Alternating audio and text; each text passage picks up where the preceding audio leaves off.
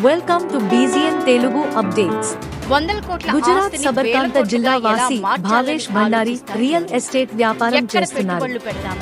కొద్ది మొత్తం పెట్టుబడితో వ్యాపారంలోకి అడుగుపెట్టిన ఆయన ఊహించినంత లాభాన్ని కళ్ళ చూశారు.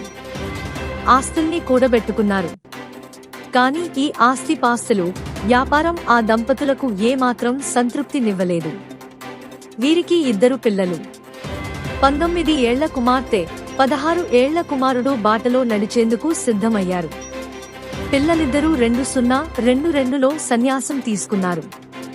వారి నుంచి ప్రేరణ పొందిన భావేష్ భండారి దంపతులు తమ పిల్లలలాగే తాము కూడా భౌతిక అనుబంధాలను త్యజించి సన్యాసి మార్గంలో చేరేందుకు సిద్ధమైనట్లు తెలిపారు.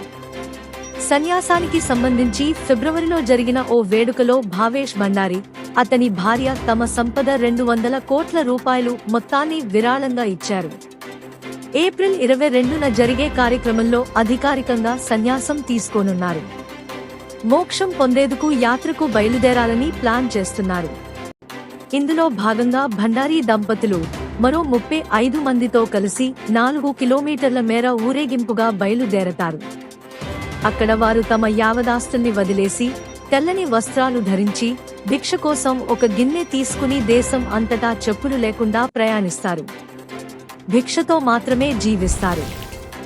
Stay tuned for more updates, like, share and subscribe.